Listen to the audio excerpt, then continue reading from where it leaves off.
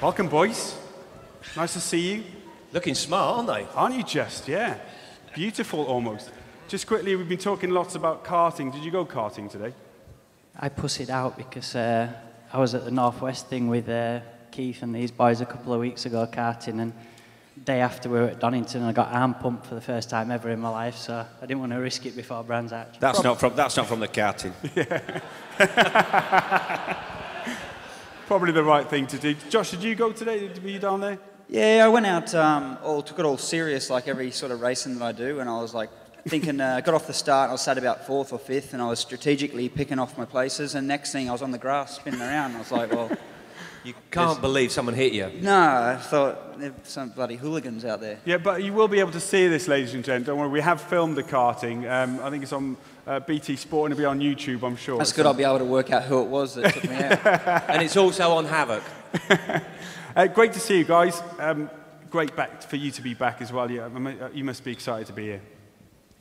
Yeah, I am, and I aren't really, because of obviously the situation with the team for so long through winter, not knowing what was happening and stuff. It's kind of taken the shine off it a bit for me, and it's been a long 3 years, 4 years by the time the TT comes round since I raced competitively here, and you know, throughout all that time, all I was thinking about was getting back here and racing here and enjoying it. And then when the time came, it all got pulled from under me, and you know, all these questions came up about our bike and what we were going to be allowed to race here and stuff, and pretty much up until maybe a month ago we weren't coming, so I'm still, you know, a little bit down about the whole thing, and I hope that it can spark a bit of a fire when I come back to racing here. You must be looking forward to getting over here though and getting going. I mean, what, 3, 4 years out, especially when you came back to Macau having had 3 years off a bike and you came back a month straight. I don't know how you did that, but you managed to do that.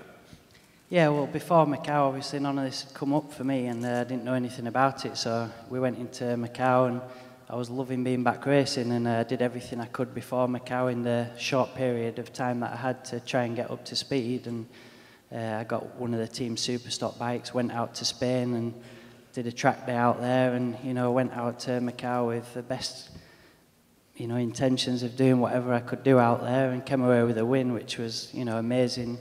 And you know, it felt more special than anything that I've ever done in racing after what had gone on. So to come away from Macau, and then we started to talk with the team again, and I thought I'd be lucky to get into the Supersport Championship at best in the British after the time I've had out, and Sean started talking to me about riding in British Superbikes. So you know, everything just started clicking together, and couldn't have been any better for me. And then all this came up with the TT of us not coming, and it kind of crumbled everything, and I started focusing my thing into BSB and you know, try to make that work, and then at last minute it's come back on for the TT. So yeah, but you are coming, and you're coming back fully fit, 100% fit. Yeah.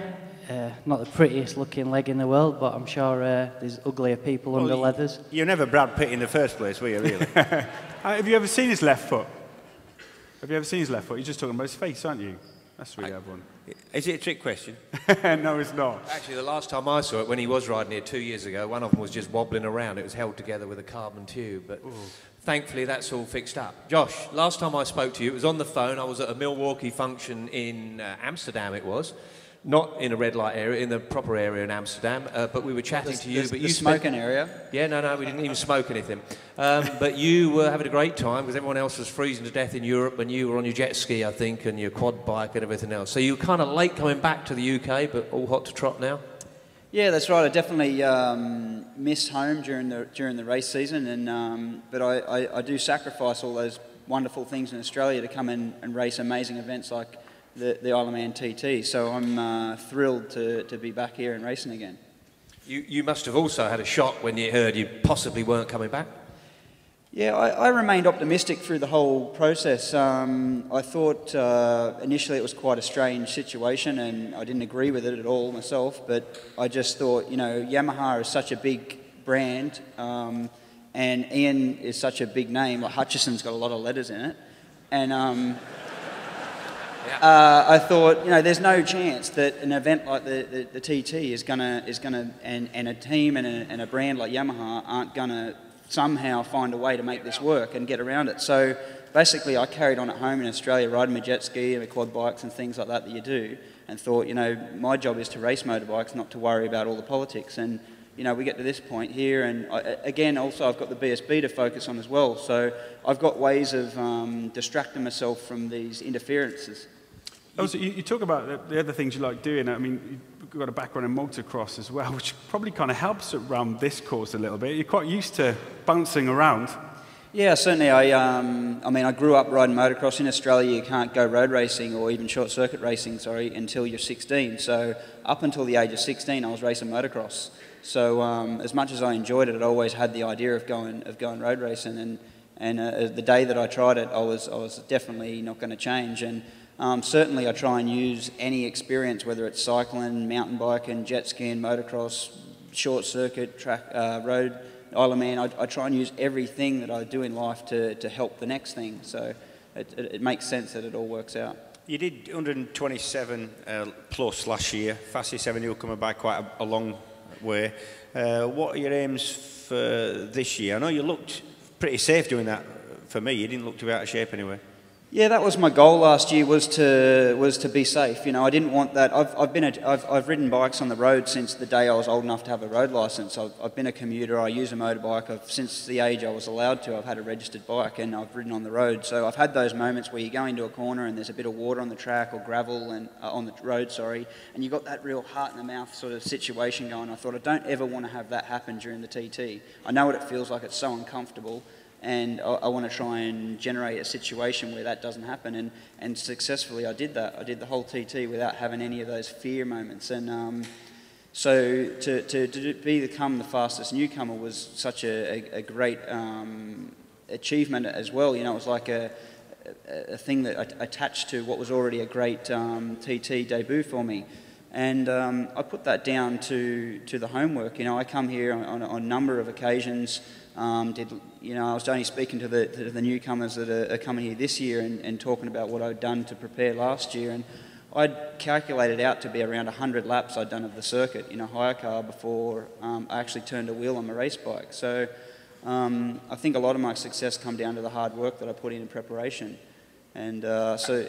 How much different was it when you hit the top of Bray on your first practice lap on a fast motorbike? It was quite a lot different. The best way I can sort of explain it and have explained it is, you know, when you're watching TV and the audio isn't in line with the video, and you know the guy's mouth's moving and the words aren't coming out. Now that's James's commentary.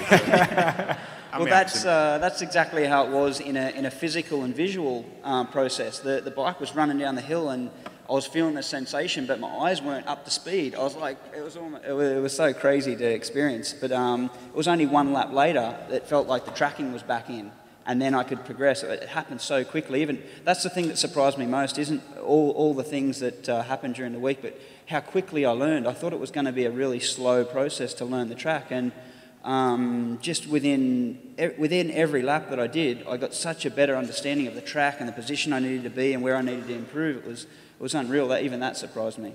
I was going to say, I've got a couple of Twitter questions that have been coming in thick and fast, so I think a couple of the guys are in here.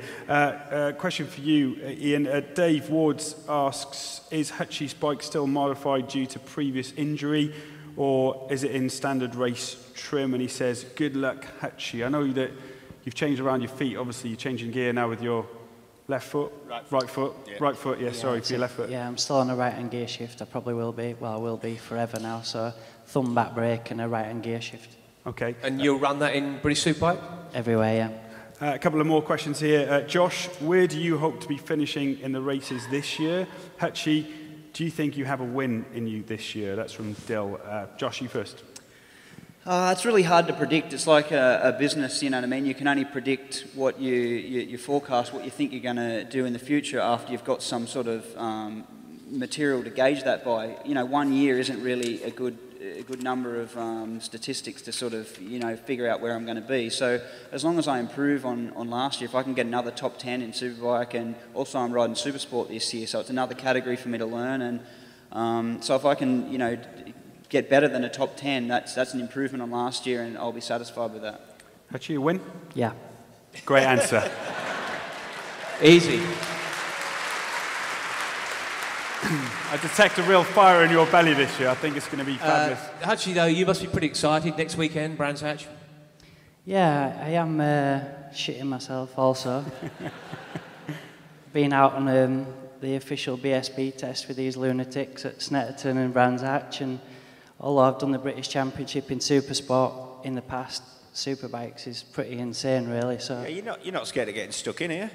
no, I'll get stuck in. I just it's whether I come back out when I get stuck in.